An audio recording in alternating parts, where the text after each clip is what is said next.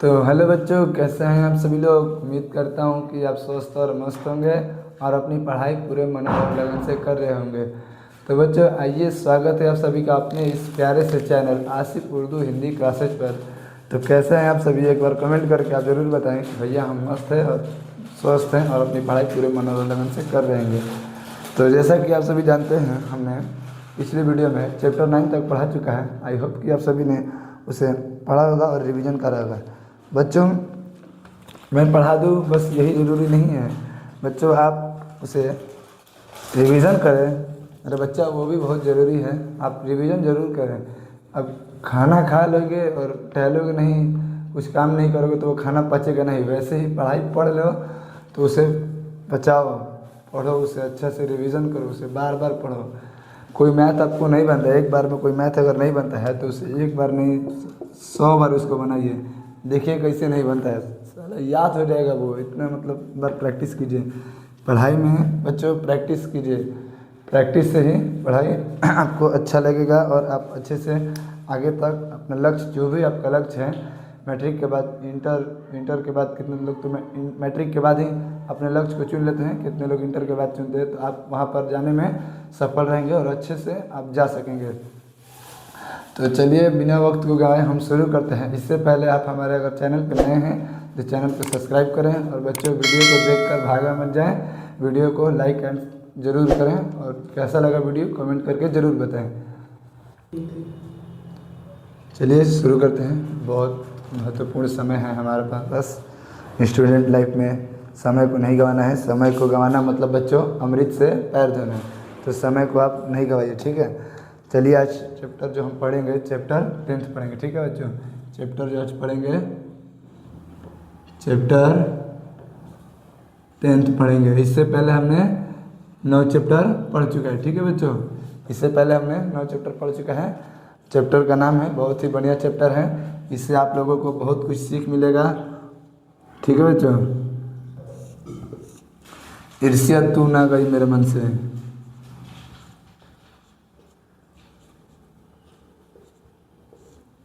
ईर्ष्या तू ना ईर्ष्या तू ना गई मेरे मन से।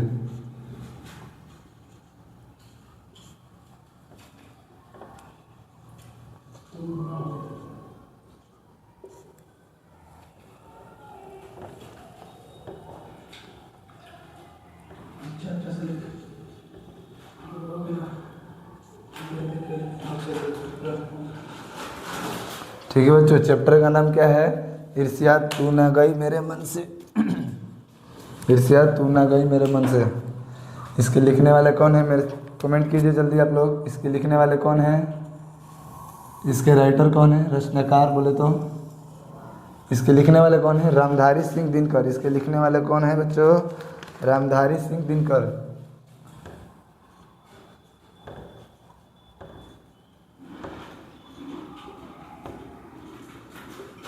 रचनाकार हम ऐसे ही आपको आप नोट पॉइंट करके बताएंगे। रामधारी सिंह दिनकर।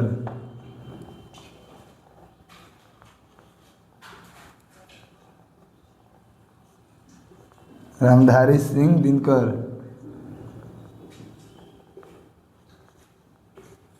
रामधारी सिंह, मेरे साथ बोलो, बोलने से याद होगा बच्चों, ठीक है। बोलने से याद होगा, ये नहीं बस वीडियो देख रहे हैं, लेट कर वीडियो देख रहे हैं, बैठ के वीडियो देख रहे हैं, बोलने से होगा बच्चों। याद करो, मेरे साथ बोलते रहो, बोलते जाओ मेरे साथ। इसके ईर्ष्या तू ना गई मेरे मन से के लिखने वाले हैं रचनाकार। ये बच्चों बहुत ही प्यारा चैप्टर है जो हमारे सिलेबस में दिया गया है, ठीक है। आइए हम इसको पढ़ते हैं और इसको पढ़ने से पहले आप ये समझ लीजिए क्या है, एक प्रकार की कविता है, कहानी है, क्या है। तो ये ना कविता है ना कहानी है, यह है एक निबंध है। यह क्या है बच्चों? निबंध है। यह क्या है? निबंध है। यह एक प्रकार का क्या है? निबंध है, ठीक है बच्चों। ईर्ष्या तू ना गई मेरे मन से के लिखने वाला है रामधारी सिंह दिनकर। यह क्वेश्चन बन सकता है और बनता भी है। और इसके ये क्या है एक प्रकार का? तो यह एक निबंध है। मैं आपको बता दूं कि इसमें हमें रामधारी सिंह दिनकर साहब ने बताया है कि ईर्ष्यालु व्यक्ति से कैसे बचा जाए और ईर्ष्या को अपने मन में, जो मेरे मन में दूसरे के प्रति ईर्ष्या है, उसे कैसे ख़त्म किया जाए। तो मेरे प्यारे बच्चों, आप ये वीडियो देखें और ये वीडियो से आपको जो भी सीख मिले, अपने भाई, अपने सर को जो भी आप बोलते हैं, हमें आप अपना प्यार और सपोर्ट दिखाएं, ठीक है बच्चों। तो आइए हम इस चैप्टर को पढ़ते हैं, आपको पढ़ के सुनाते हैं। जैसा कि आप सभी जानते हैं, हम रोज़ जैसे चैप्टर स्टार्ट करते हैं हमेशा की तरह, वैसे ही आज पीला वाला लाइन पढ़ेंगे। आप अपनी बुक में देख रहे होंगे, आपके पास एक प्यारा सा बुक होना चाहिए और एक प्यारा सा कॉपी, जो मैंने इधर नोट किया आप अपनी कॉपी में नोट कीजिए।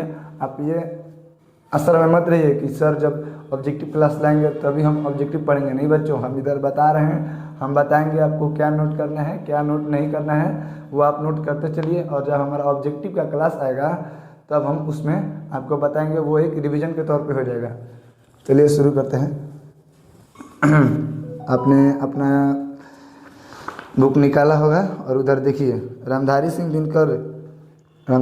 दिनकर को इस रोचक निबंध में जीवन की रोजमर्रा व्यवहार पर टिप्पणी है और यह संतुलित जीवन के प्रति एक दृष्टिकोण विकसित करने की सीख मिलती है। मतलब संतुलित जीवन के प्रति एक दृष्टिकोण सीखने को मिलती है। जीवन कौशल अध्ययन का उल्लेखनीय पहलू, तनाव को कम करने में व्यक्ति की अपनी अंतरात्मा खास योगदान देती है। अंतरात्मा मतलब मेरी अंदर की आत्मा खास योगदान देती है।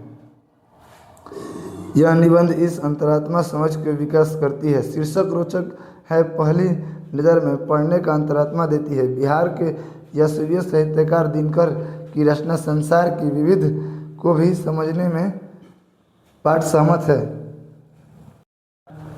तो चलिए, हमने पीला वाला बोर्ड पढ़ चुका है, अब आगे बढ़ते हैं, हम निबंध की तरफ चलते हैं। यह एक प्रकार का निबंध है।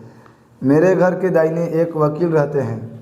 मेरे घर के दाहिने एक वकील रहते हैं, मेरे नहीं, ये रामधारी सिंह दिनकर साहब बोल रहे हैं कि मेरे घर के दाहिने एक वकील रहते हैं।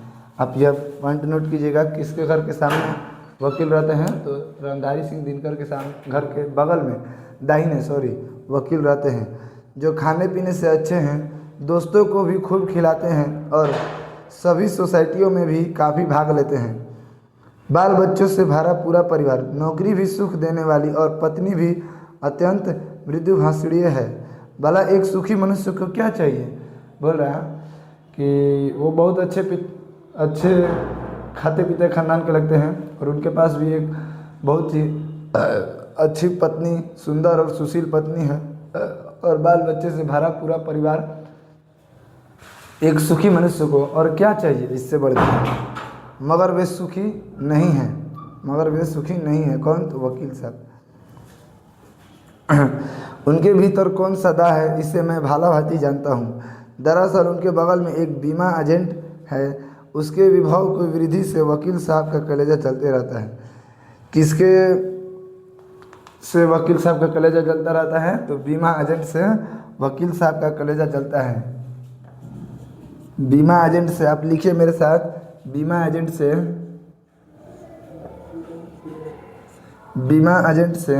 एजेंट मतलब क्या होता है, जो किसी कंपनी में एजेंट वगैरह रहते हैं उन्हीं को एजेंट बोला जाता है। बीमा एजेंट से एजेंट थोड़ा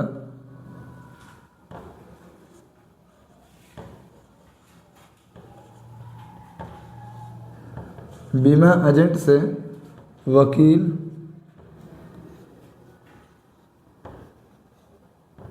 वकील साहब का कलेजा जलता रहता है। ठीक है,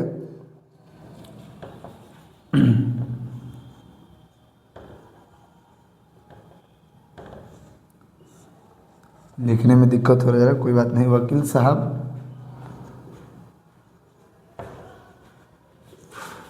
बीमा एजेंट से वकील साहब का कलेजा जलते रहता है।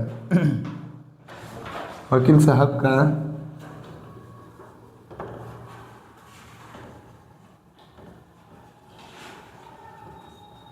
कलेजा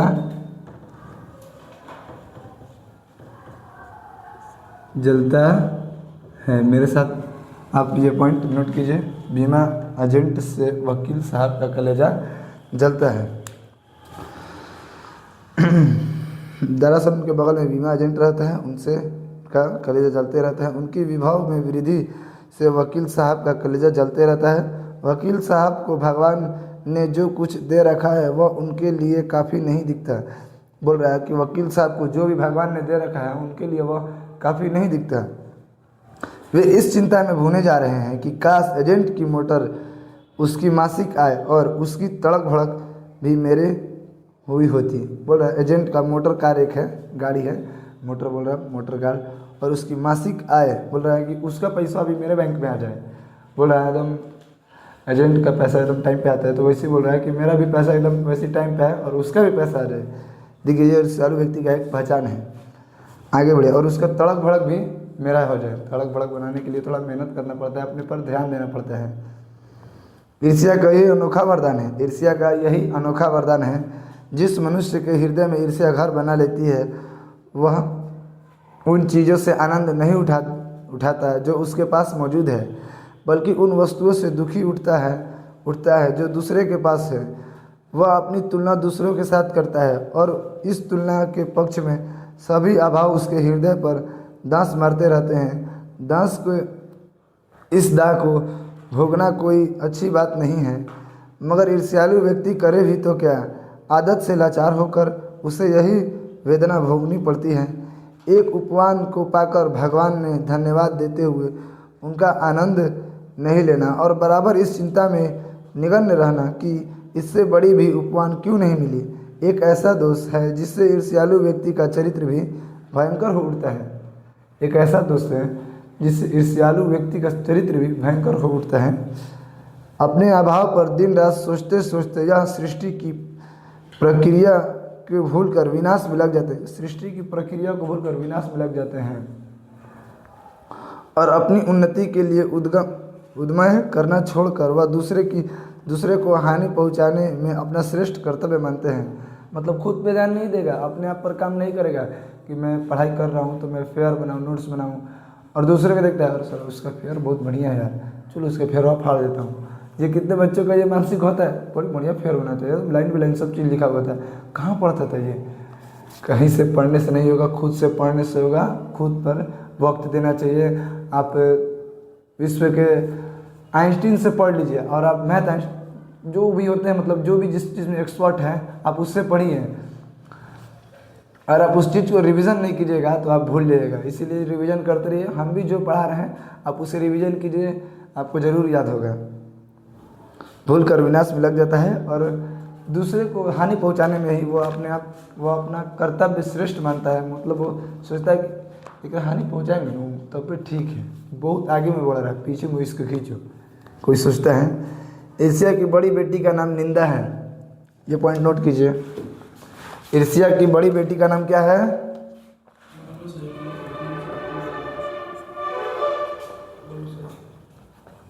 ईर्ष्या की बड़ी बेटी का नाम निंदा है। ईर्ष्या की बड़ी बेटी का नाम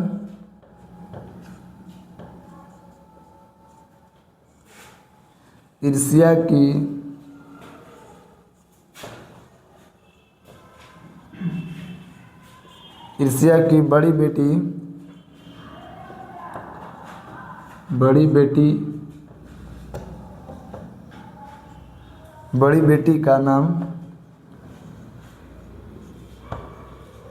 बड़ी बेटी का नाम निंदा है।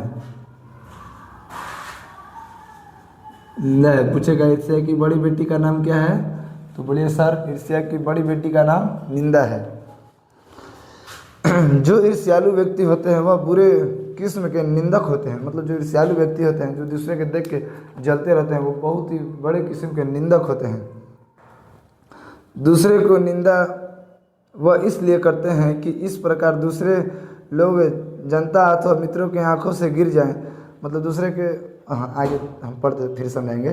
और तब जो स्थान रिक्त होगा उस पर मैं ही बैठ जाऊंगा। मतलब हम 3 दोस्त हैं, मैं, एक और दोस्त है और एक और दोस्त है। मैं गया, उससे बोल दिया यार वो तुम्हारे बारे में बहुत बुराई करता है, तो कहेगा हाँ अच्छा ऐसा बात है, उससे ना बोलेगा। मेरे बात में है क्या? हम ये सोच रहे हैं कि चलो उसका जगह हम ले लेंगे, जो जिसका मैं बुराई किया था उसके साथ फिर रहने लगूंगा और उसको हटा के फिर हम लोग रहेंगे। बच्चों ऐसा नहीं करना चाहिए, दोस्तों में लड़ाई नहीं लगवाना चाहिए, एक से बढ़ के एक बात नहीं बोलना चाहिए। आपके भी अगर दोस्त होंगे तो उसे समझाइए कि दूसरे का बुराई नहीं करना चाहिए। किसी का अगर भलाई आप नहीं सोच सकते हो तो किसी का बुराई भी आपको सोचने का हक नहीं है, इसीलिए किसी का बुराई मत सोचो। मगर ऐसा ना आज तक हुआ है और ना होगा। दूसरे को गिराने की कोशिश तो अपने ही बढ़ने की कोशिश नहीं की जा सकती। एक बात और है कि संसार में कोई भी मनुष्य निंदा से नहीं गिरता, उसका पतन के कारण अपने ही भीतर की सद्गुणों का ह्रास होता है। ह्रास मतलब बच्चों क्या होता है आपको पता होगा। ह्रास मतलब कमी या गिरावट होना। ह्रास मतलब कमी या गिरावट होना। देखिए यहाँ बोल रहे हैं सद्गुणों का ह्रास मतलब सद्गुणों का गिरावट होना, सद्गुणों का गिरावट होना मतलब ह्रास होना होता है। इस प्रकार कोई भी मनुष्य दूसरे की निंदा करने में अपनी उन्नति नहीं कर सकता है। उन्नति तो उसकी तभी होगी जब वह अपने चरित्र को निर्मला बनाए तथा अपने गुणों का विकास करे। उन्नति तो तभी होगी जब अपने चरित्र को निर्मल बनाएं और अपने गुण को बढ़ाएं। अपने गुण को देखिए मेरे अंदर क्या गुण है और उस गुण पर हम काम करें और अच्छा से काम करें। ईर्ष्या का काम जलाना है। ईर्ष्या का काम क्या है? जलाना। देखिए ईर्ष्या का कार्य जलाना है। क्या लगा होता है?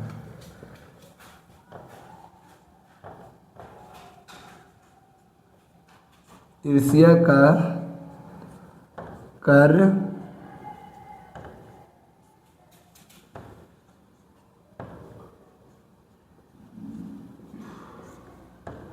जलाना है। ठीक है बच्चों, ईर्ष्या का कार्य क्या है?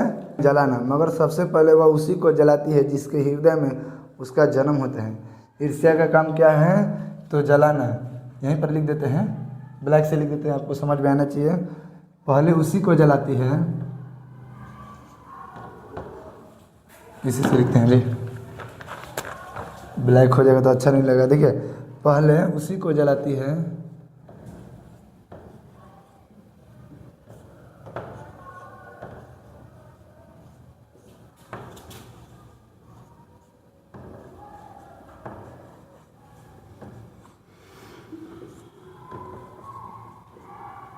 जिसके हृदय में उसका जन्म होता है। पहले उसी को जलाती है जिसके हृदय में उसका जन्म होता है।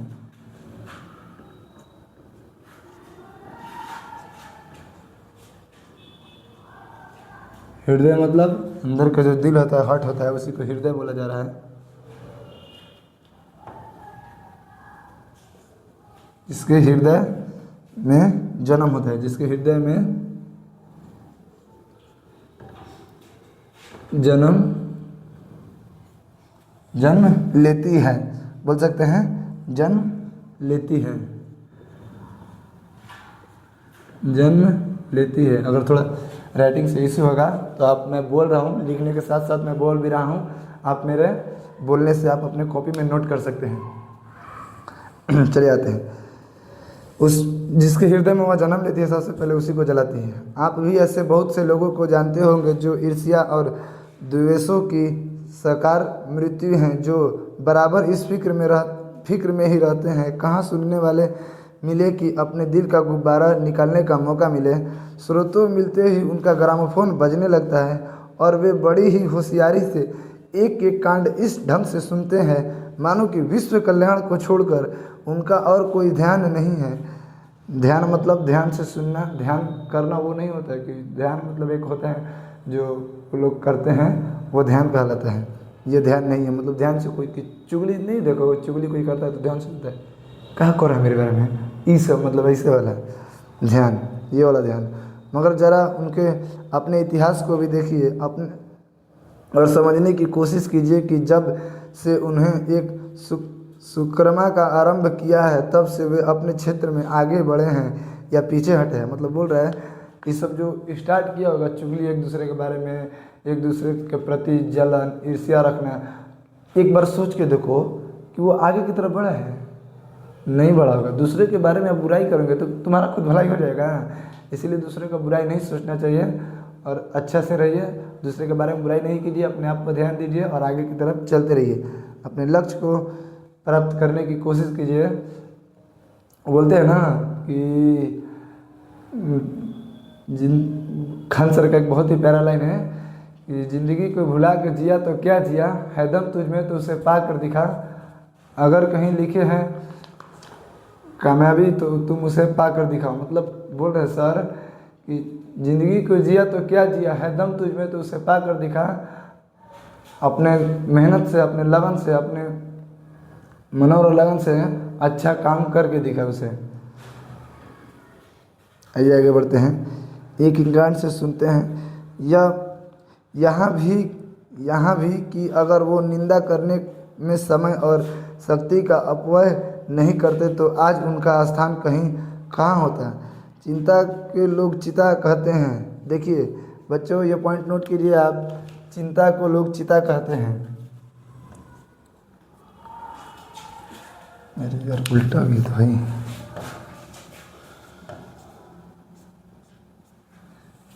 मैं ऐसे लिख दे रहा हूँ शॉर्ट में, मैं बोल रहा हूँ, अगर आप अपनी कॉपी में नोट कीजिएगा तो नोट कीजिए बच्चों। चिंता को लोग चिता कहते हैं। चिंता को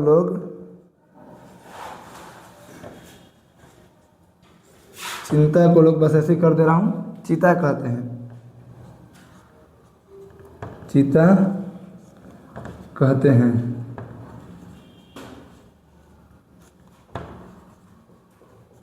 ठीक है,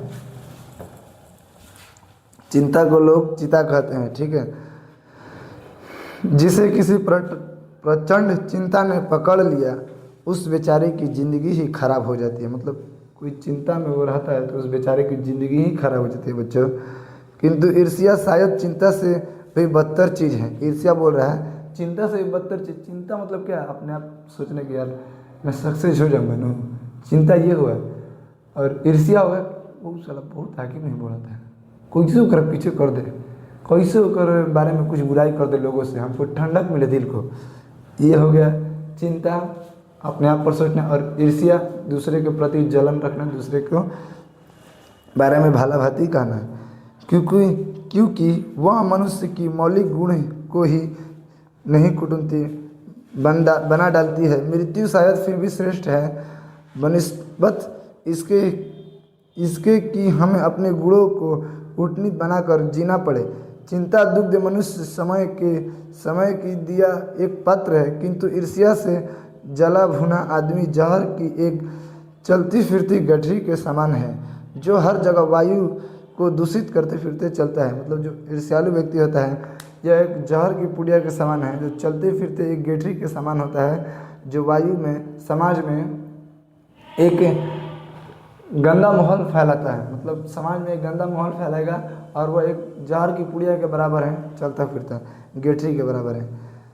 ईर्ष्या मनुष्य का चरित्रता दोष ही नहीं, प्रत्युक्त इससे मनुष्य के आनंद में भी बाधा पड़ती है। जब भी मनुष्य के हृदय में ईर्ष्या का उदय होता है, सामने का सूर्य उसे मगधी सा दिखने लगता है, पक्षियों की गति में जादू नहीं रहा है, और फूल तो ऐसे हो जाते हैं मानो वे देखने भाग्य ही नहीं हो। मतलब कोई उनके बारे में बड़ाई कर दिया तो वो ऐसे फूल जाएंगे कि वो देखने के लायक नहीं करेंगे, बाप मैं ही हूँ जो हूँ, मैं बहुत ही बड़ा आदमी हूँ वगैरह वगैरह, बहुत कुछ सोचने लगते हैं और सोचते हैं बाप मेरे से बड़ा कोई है, फलाना हमारे बारे में बड़ाई कर रहा था। अरे बाबू बात को समझो, जिसके बारे में बड़ाई होता है उसी का शोषण होता है। अच्छा, सबसे ज़्यादा मतलब देख लें कि जैसे कोई टीनेज है 18 से 15, 21, 23 तक, वो स्त्रियों की बहुत ज़्यादा बड़ाई करते हैं और शोषण भी उनका ही ज़्यादा होता है, और फिर शादी के बाद स्त्रियां उनका शोषण करती हैं। इसलिए ज़्यादा स्त्रियों से लगाव नहीं रखना है। स्त्रियां सब बुरे नहीं होती, स्त्री में आपकी माँ बहन भी आ जाएंगी, सबको बुरा नहीं करना है।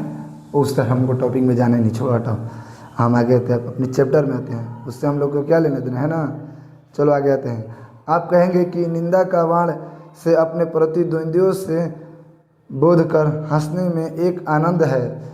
प्रतिद्वंदित्व मतलब शब्दार्थ में हम बताएंगे अर्थ है इसका, आप थोड़ा धैर्य कीजिए।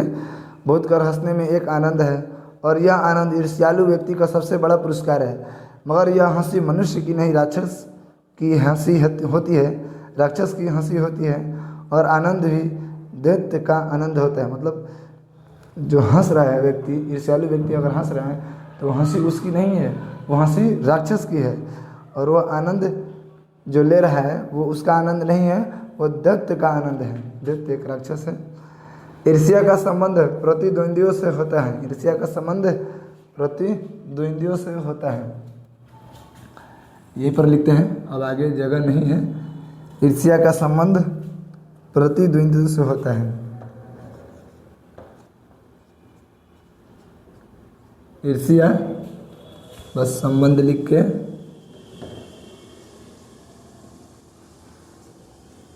संबंध प्रतिद्वंदियों, क्या बच्चों,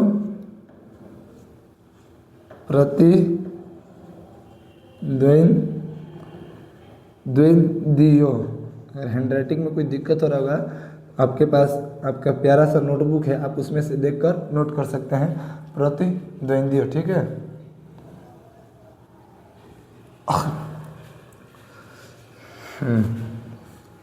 ईर्ष्या का संबंध प्रतिद्वंद्वियों से होता है, क्योंकि भिखमंगा करोड़पति से ईर्ष्या नहीं करता।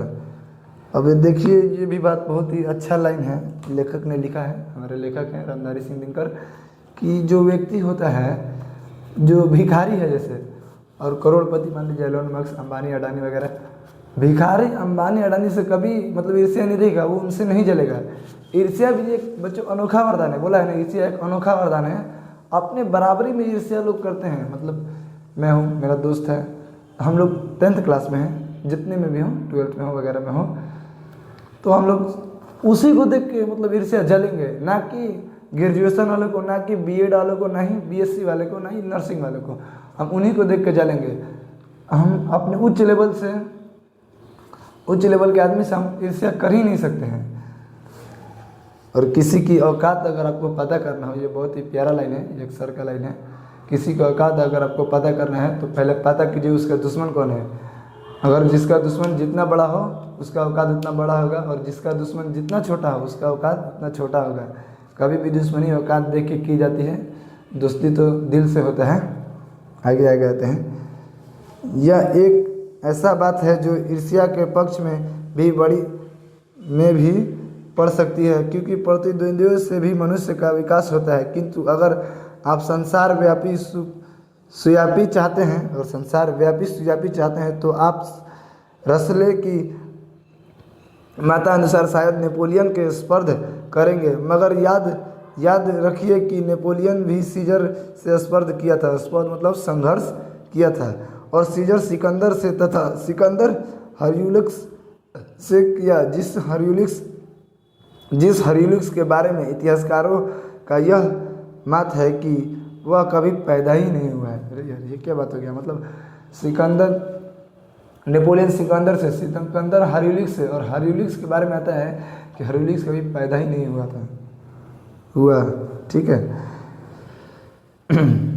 ईर्ष्या का एक पक्ष, ये तो हमने पढ़ ही लिया, नहीं इधर पढ़ा, चलिए। ईर्ष्या का एक पक्ष समुच्चय ही लाभदायक हो सकता है, जिनके अधीन हर आदमी, हर जाति और हर दल अपने प्रतिद्वंदियों का सपक्ष बनाना चाहते हैं। किंतु यह तभी संभव है जब ईर्ष्यालु व्यक्ति को यह महसूस करता है कि कोई चीज़ है जो उसके भीतर नहीं, कोई वस्तु है दूसरे के पास है, किंतु वह यह नहीं समझ पाता कि इस वस्तु को प्राप्त कैसे करना चाहिए। गुस्से में आकर वह अपने किसी पड़ोसी मित्र या समकालीन व्यक्ति को अपने श्रेष्ठ मानकर उससे जलने लगता है, जबकि वे लोग भी अपने आप से शायद वैसे ही तो बोल रहा है कि दूसरे को जो देख के जलते हैं, दूसरे के बारे में जो बुराई करते हैं, वो अपने आप से भी एक अंदर से संकोचित होते रहते हैं, क्या मैं कर रहा हूँ। वो अपने आप से भी डिस्टर्ब रहते हैं, वो सोचते हैं क्या हुआ यार मेरे को, अजीब अजीब वो सोचते रहेगा, ख्याल आएगा, अजीब अजीब बुरा बुरा ख्याल आएगा। चलिए आगे बढ़ते हैं। आपने यह भी देखा होगा कि शरीफ लोग अक्सर यह सोचते हैं, अपने सर खुजलाते करते हैं कि फला आदमी मुझसे क्यों जलता है, मैं तो उसका कुछ नहीं बिगाड़ा, और अमुक युक्त इस कदर मेरी निंदा में क्यों लगा हुआ है, अमुक व्यक्ति मेरी निंदा में क्यों लगा हुआ है। सच तो यह है कि मैंने सबसे अधिक भलाई उसी की है, बोल रहा है कि कोई अच्छा व्यक्ति होता है जो किसी से कोई मतलब नहीं होता है और उससे कोई जलने वाला होता है तो वो सोचता है अरे यार क्या ही हमसे जल रहा है यार, सर खुजाते हुए क्या ही हमसे जल रहा है, हम इसका क्या बिगाड़ा है। मैं बिगाड़ा कुछ नहीं हूँ, सबसे ज़्यादा मैंने उसी को प्यार दिया और उसी को दुलार किया और वही मेरे से आज ज़्यादा नफरत करता है। इसीलिए ज़्यादा किसी से बच्चों संबंध नहीं बना के रखना है, ठीक है। या कहते हैं ये सोचते हैं मैं तो पाक साफ हूँ, मुझसे किसी भी व्यक्ति के लिए दुर्भावना नहीं है, बल्कि अपने दुश्मनों को भी मैं भलाई ही सोचा करता हूँ। फिर भी ये लोग मेरे पीछे क्यों पड़े हुए हैं। मुझसे कौन सा वह ऐसा दोस्त है जिसे दूर करके मैं इन दोस्तों को चुप करा सकूं। ईश्वर चंद्र विद्यासागर जब इस तजुर्बे से गुजरे, जब एक हैं ईश्वर चंद्र विद्यासागर, एक मतलब महान व्यक्ति होंगे, वो इस तजुर्बे से होकर निकले हैं, तब उन्होंने एक सूत्र कहा, तुम्हारी निंदा वही करेगा जिसकी तुमने भलाई की होगी। तुम्हारी निंदा बच्चों वही करेगा जिसकी तुमने भलाई की होगी। आइए कहते हैं, और नीतीश जब इस ऊंचे में होकर निकला तब उसने जोरों का एक ठहाकार लगाया और कहा कि यार ये तो बाजार की मक्खियाँ हैं जो अकारण हमारे चारों ओर भिनभिनाई करती हैं। ये सामने प्रशंसा और पीछे निंदा करती है। सामने प्रशंसा मतलब बढ़ावा देना कि भैया बहुत अच्छे, भैया बहुत प्यारे हैं, और पीछे ए भैया तो खाली हमरे शौक कम कराते हैं, फलान ढेकन बोलेगा। सामने भैया पैसा दे दीजिए, भैया ये खरीदा दीजिए, भैया वो खरीदा दीजिए, ऐसे ऐसे बात करते हैं लोग। पीठ पीछे बुराई और मुंह पर चपलूसी करते हैं लोग। आइए आगे बढ़ते हैं। हम इनके दिमाग पर बैठे हुए हैं। ये मक्खियाँ हमें भूल नहीं सकती हैं और चूँकि ये हमारे बारे में बहुत सोचा करती हैं, इसलिए ये हमसे डरती हैं और हम पर शक भी करती हैं। मतलब बोल रहा है कि हम पर शक भी करती है और हमें डसती भी है।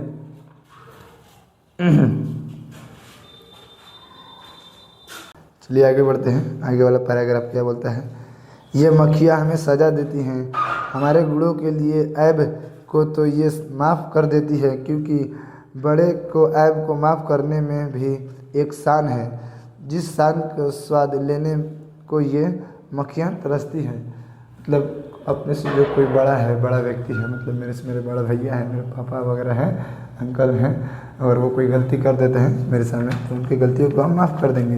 उनकी गलतियों को माफ़ करने में भी मेरा एक अच्छा लगेगा, मुझे अच्छा लगेगा और एक अच्छा स्वाद मिलेगा। स्वाद बच्चों सिर्फ खाना ही में नहीं होता, अपने दिल के रिश्तों में भी स्वाद होता है। समझे बच्चों, जैसे भाई भाई में प्यार होता है, अंकल और पापा में जैसे प्यार होता है, अब तो बहुत ही ये सब कम अब सुनने के लिए मिल रहा है। आप लोग अपने घर में जहाँ भी हों, जहाँ से भी हों, आप अपने घर में प्यार से रहिए, अपने भाई बहन आप मिलजुल के अच्छे से रहिए। बच्चों अपना एक अलग पहचान बनाइए। देखिए पढ़ने लिखने वाले बच्चों का बोली और रहन सहने का तरीका, रहने और सहने का तरीका ही बताता है कि यह एक पढ़ा लिखा व्यक्ति है, यह एक पढ़ा लिखा मनुष्य है। चलिए आगे बढ़ते हैं। जिसका चरित्र उन्नति और जिसका हृदय निर्मल हो और विशाल हो, वो कहते हैं इन विचारों की बात से क्या चिढ़, ये तो खुद ही छोटे हैं। मतलब कोई छोटा बच्चा है, जैसे बाबू हो गया, मेरे से भगना हो गया, वो कोई अगर कुछ बोल दे, चचा ये, चचा वो, मामा ये, तो उनके बातों को मतलब इतना सीरियस मत लीजिए, थोड़ा सा जाने दीजिए। वो बच्चा है, बोलेगा, बच्चा को इतना बात को सीरियस नहीं लेना है, बच्चा है बोलेगा। बच्चों को अब मारने दौड़ोगे उसको, नहीं ना। मगर जिसका दिल छोटा और दृष्टि संकीर्ण है, वो मानते हैं कि जितनी भी बड़ी हस्तियां हैं उनकी निंदा ही ठीक है, और जब हम इनके प्रति उदारता और भला मन सहायता का बर्ताव करते हैं। ये लाइन हम भी इनसे पढ़ेंगे एक बार। और जब हम इनके प्रति उदारता और भला मन सहायता का बर्ताव करते हैं, तब भी वो यह समझते हैं कि हम उनसे घृणा कर रहे हैं, और हम चाहे उनका जितना उपकार करें बदले में हमें अपकार ही मिलेगा, मतलब उनका जितना ही भलाई करें हमें बुराई ही मिलेगा। उपकार अपकार हो गया। दरअसल हम जो उनकी निंदा का जवाब नहीं देकर चुप्पी साधे रहते हैं, इसे भी वो हमारा अहंकार ही समझते हैं। मतलब बोल रहा है कि कोई बोल दिया कोई तो बहुत ई है तो बोल दिया हाँ ठीक है जाओ, बोले ठीक है जाओ। कोई बोला हमको तुम बहुत ये हो यार, तो हम बोले जान दे ठीक है, तो वो बोलेगा हाँ अकड़ हो गया है, बड़ा आदमी हो गया ये वो। हम चुप भी रहेंगे ना तो लोग सोचेंगे कि साला ये गलत सोचेंगे। दरअसल हम जो निंदा का जवाब नहीं देकर चुप्पी साधे रहते हैं, इसे भी वो हमारा अहंकार समझते हैं। खुशी तो उन्हें तभी हो सकती है जब हम उनके धरातल पर उतर कर उनका छोटापना का भागीदारी बन सकें। मतलब बोल रहा है खुशी तो तभी होंगे जब हम उन्हीं के लेवल में आकर उनसे बहस करें, तू मैं करें, तभी उनकी खुशी होगी। सारे अनुभवों को निचोड़ कर नीतोष ने एक दूसरा सूत्र है, आदमी में जो गुण महान समझता है उन्हीं के चलते लोग उसे महान जलते हैं, उससे ही महान जलते हैं।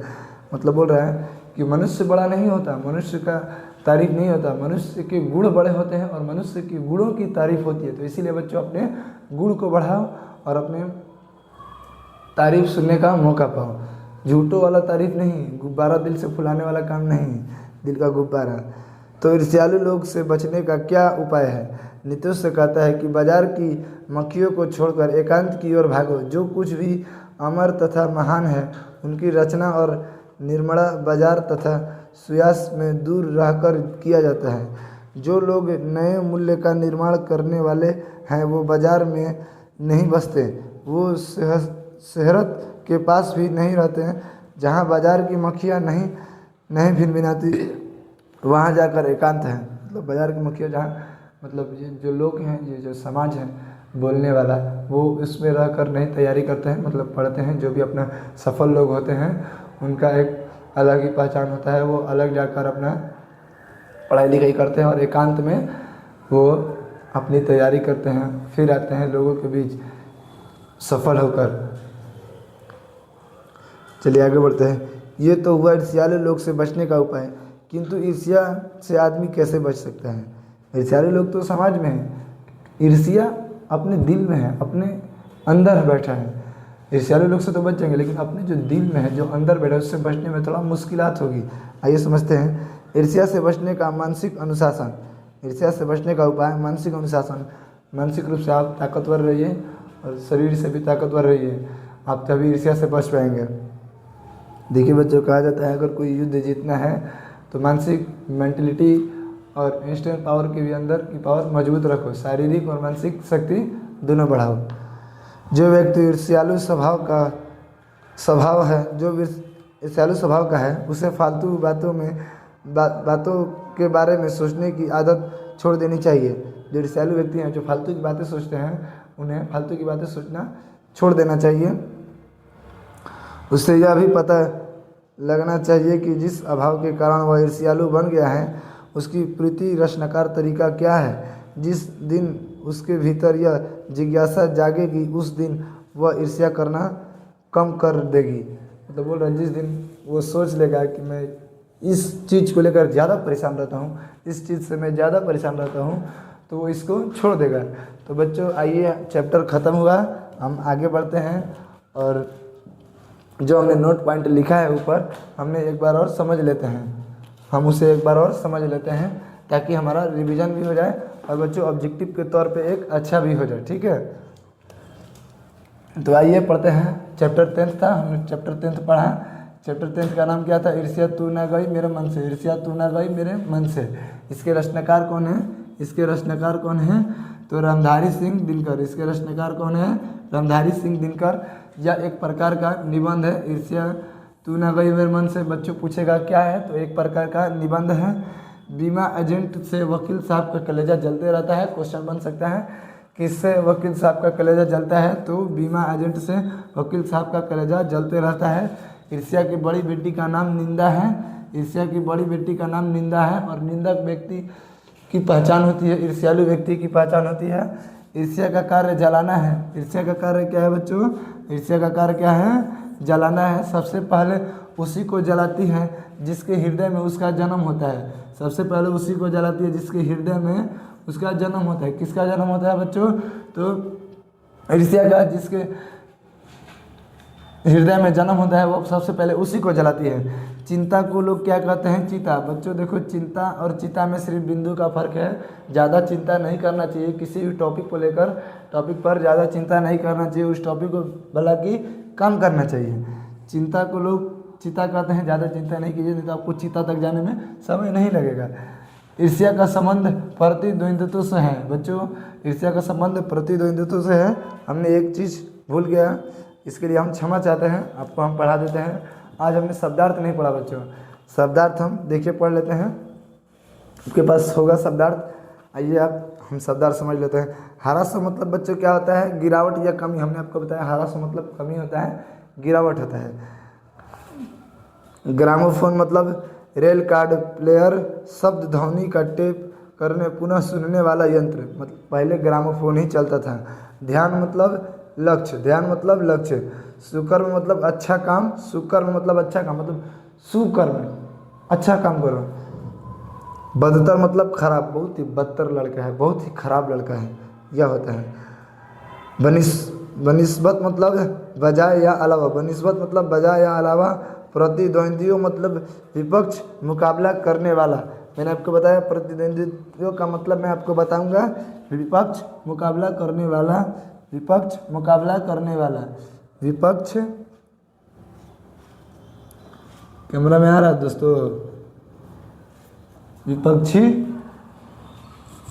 मुकाबला करने वाला। आप लिख लीजिएगा, आपके पास तो प्यारा सा बुक ही है। मुकाबला करने वाला,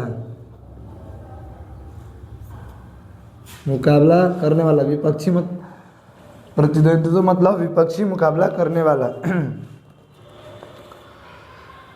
व्यापी मतलब फैलाव, सर्वव्यापी, सर्व फैलाव, सर्वव्यापी आप सुने होंगे, सर्व फैलाव। स्पर्धा मतलब प्रतियोगिता। स्पर्धा मतलब प्रतियोगिता, मेरे साथ साथ बोलो, याद होगा। स्पर्धा मतलब प्रतियोगिता। संकीर्णीय मतलब तंग, सिकुड़ना, सिकुड़ा हुआ, तंग सिकुड़ा हुआ। उन्नति मतलब ऊंचा, अच्छा, विकसित। आइए थोड़ा अभ्यास प्रश्न पे एक बार नज़र डाल लेते हैं। वकील साहब सुखी क्यों नहीं थे? वकील साहब बीमा एजेंट के वजह से सुखी नहीं थे, क्योंकि उनका बीमा एजेंट से कलेजा जलते रहता था। ईर्ष्या का अनोखा वरदान क्या होता है? ईर्ष्या का अनोखा वरदान है कि जिसके हृदय में वो जन्म लेती है। हमने आपको सब पॉइंट लिख दिया है, नोट पॉइंट, वही क्वेश्चन बन जाता है। ईर्ष्या का यही अनोखा वरदान है, जिसके हृदय में वो जन्म लेती है, सबसे पहले वह उसी को जलाती है।